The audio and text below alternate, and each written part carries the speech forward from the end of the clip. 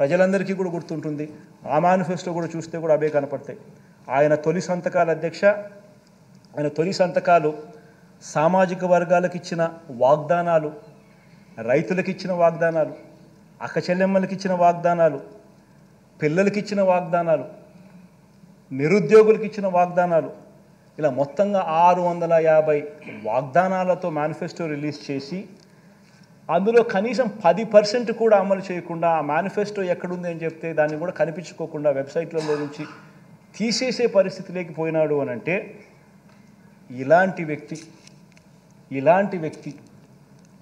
2024 ఎన్నికల్లో ఇలాంటి వ్యక్తిని నమ్మడం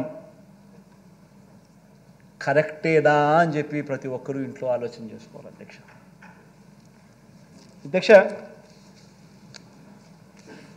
ఎలాగో అధ్యక్ష ప్రజలు అధికారం ఇవ్వరన్న నమ్మకంతో అధ్యక్ష బాబు మార్క్ గ్యాంబ్లింగ్ మొదలుపెట్టాడు అధ్యక్ష. ఎట్టాగో ప్రజల అధికారంలోకి ఈయనకి ఇవ్వరు, ఈయన అధికారంలోకి వచ్చేది లేదు, ప్రజలు ఎలాగో ఈయన నమ్మరు కాబట్టి చెప్పే మాటలు గ్యాంబ్లింగ్ తరహాలో చెప్పడం మొదలుపెట్టాడు అధ్యక్ష. వేరే రాష్ట్రాల్లో పనిచేసిన వాగ్దానాలన్నీ కూడా పట్టుకొని ప్యాకాటకు దిగాడు అధ్యక్ష. రాష్ట్రం శ్రీలంక అయిపోతుందని చెప్పిన అదే నోటితోనే ఆయన చేస్తున్న ఈ గ్యాంబ్లింగ్ వ్యవహారంలో అధ్యక్ష 6 వాగ్దానాలను తాను ఈ మధ్యకాలంలో చెప్పాడు. ఈ 6 వాగ్దానాలు కూడా ఓన్లీ శాంపుల్. ఈ 6 వాగ్దానాలు ఇంకా ఈ 6 వాగ్దానాలకు ఇంకా అదనపుగా చాలా వస్తాయి అని చెప్పి కూడా చెప్పాడు అధ్యక్ష. నేను ఒకసారి ఇక్కడ ప్రతి ఒక్కరికి కూడా ఆలోచన చేయమని అడుగుతా ఉన్నాను. స్లైడ్ నెంబర్ 13 ఒకసారి ప్రజెంటేషన్ చేయమా అధ్యక్ష. ఇది మన పార్టీకి సంబంధించింది అధ్యక్ష. మన పార్టీకి సంబంధించి అధ్యక్ష ఈ 5 సంవత్సరాలలో డీబీటీ అయితే నేరుగా బటన్ నొక్కి అక్క చెల్లెమ్మల కుటుంబాల ఖాతాలోకి పంపించడం అయితేనేమి, నాన్ డీబీటీ అంటే నేను చెప్పినట్టుగా ఇంతకుముందు ఇళ్ల స్థలాలు, ఇళ్ల పట్టాలు, ఈ సంపూర్ణ పోషణం, గోరుముద్ద, విద్యా కానుక ఇటువంటివి అయితేనేమి, ఇవన్నీ కూడా ఒకసారి హౌస్ సైట్స్ ఇటువంటివన్నీ కూడా గమనిస్తే అధ్యక్ష రాష్ట్ర ప్రభుత్వం ఖర్చు ఎంత చేసింది అని చెప్పి గమనించినట్టయితే అధ్యక్ష హౌస్ సైట్స్ కూడా అధ్యక్ష మార్కెట్ విలువ తీసుకోలేదు. రాష్ట్ర ప్రభుత్వం ఎంతైతే డబ్బు ఖర్చు పెట్టిందో దాని విలువ తీసుకున్నాం. మార్కెట్ విలువ తీసుకుంటే దాని విలువ ఇంకా ఎక్కువ ఉంటుంది, అది వేరే విషయం. ఎంత ఖర్చు పెట్టామని చెప్పి చూసుకుంటే అధ్యక్ష దాదాపుగా 2,55,000 కోట్లు డీబీటీగా పెట్టినాము, మరో 1,07,000 కోట్లు నాన్ డీబీటీగా పెట్టినట్టు క్లియర్ కట్గా అకౌంట్స్ సహా కనిపిస్తూ ఉంటుంది.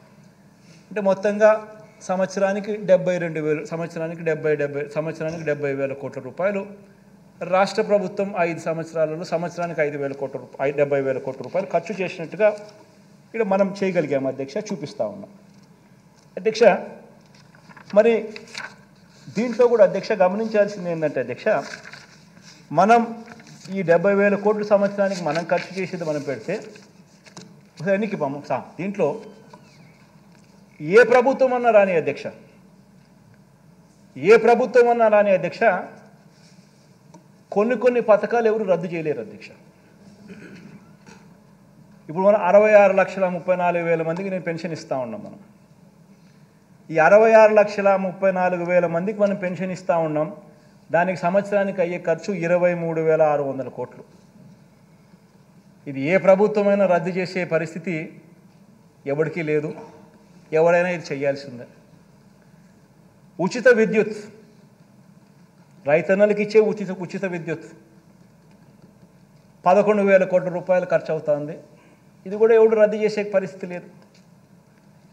సబ్సిడీ కింద బియ్యం, సివిల్ సప్లైస్ 4,600 కోట్ల రూపాయలు మనం ఖర్చు చేస్తూ ఉన్నాం. ఇది కూడా ఎవరు టచ్ కూడా చేయలేని సబ్జెక్టు. ఆరోగ్యశ్రీ, ఆరోగ్య ఆసరా 104, 108 4,400 కోట్ల రూపాయలు మనం ఖర్చు చేస్తూ ఉన్నాం సంవత్సరానికి. ఇది కూడా ఎవరు టచ్ చేయలేని సబ్జెక్ట్. ఫీజు రీఎంబర్స్మెంట్, పూర్తి ఫీజు రీఎంబర్స్మెంట్ విద్యా దీవెన కింద మనం ఇస్తూ ఉన్నాం. 2800 కోట్ల రూపాయలు ఖర్చు చేస్తా ఉన్నాం విద్యా దీవెన కింద. ఎవరు కూడా ఇది టచ్ చేయలేని సబ్జెక్ట్. రద్దు చేయాలి అని అంటే టచ్ చేయలేని సబ్జెక్ట్.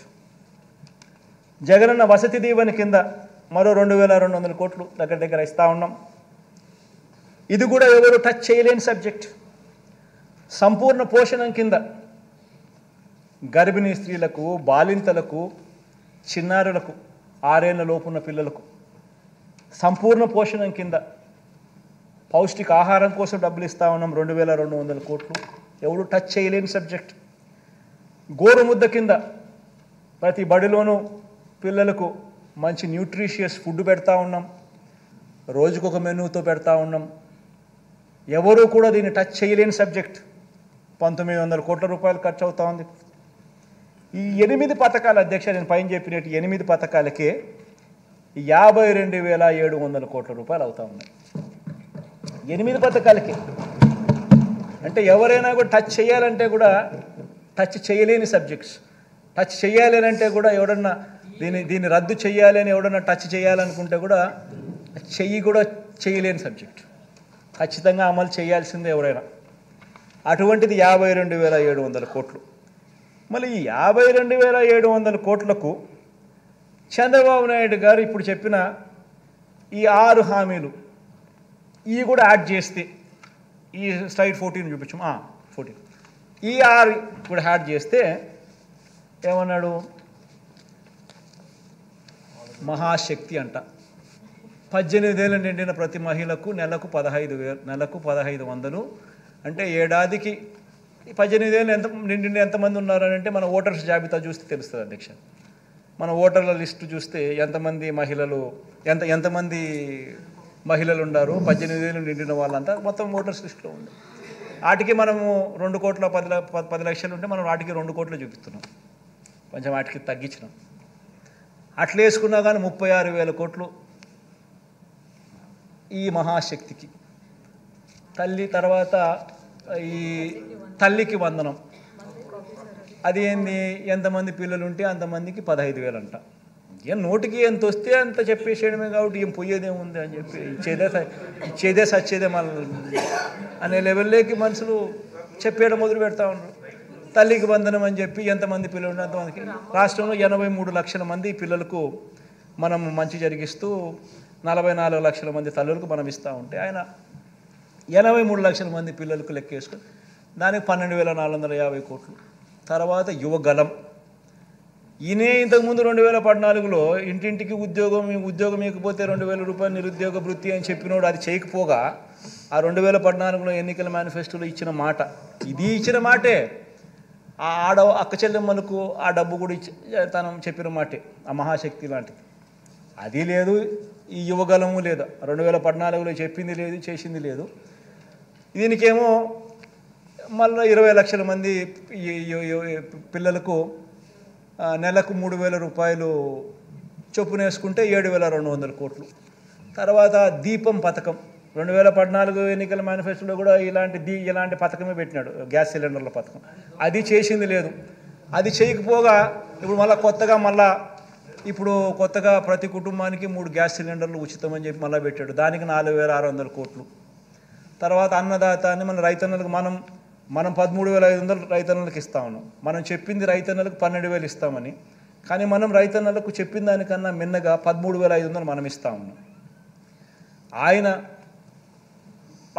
రైతులకు రుణమాఫీ చేస్తాను అని చెప్పి మొత్తం 5 ఏళ్ళకు కలిపి 87,612 కోట్ల రూపాయలు ఎగరగొట్టి ఆ 5 సంవత్సరాలు కలిపి ఆయన 15,000 కోట్లు ఇస్తే మనం ఇప్పటికే ఈ ఒక్క పథకానికే దాదాపుగా 30,000 కోట్ల పైచిలుకు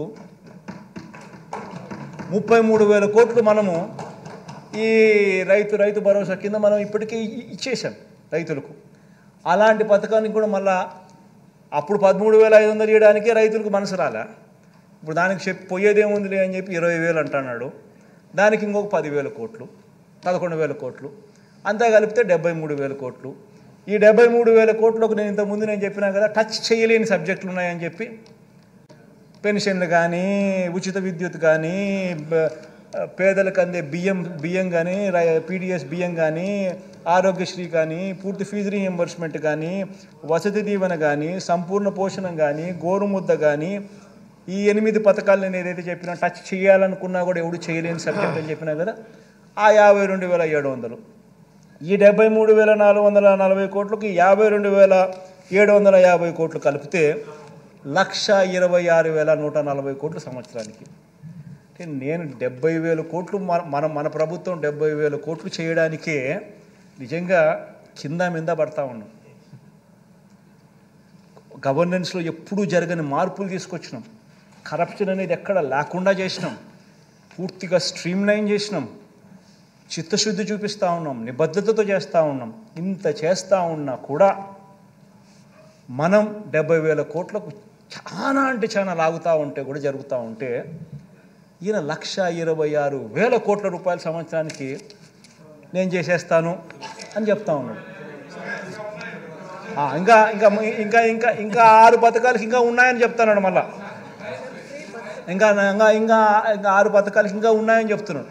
అంటే నేను అడుగుతా ఉన్నాను అధ్యక్ష, అంటే మనం 70,000కే కష్టపడతా ఉంటే 1,26,000 ఇప్పటికే మళ్ళా ఇంకా ఇంకా ఇంకా ఏదో చెప్తానంటున్నాడు.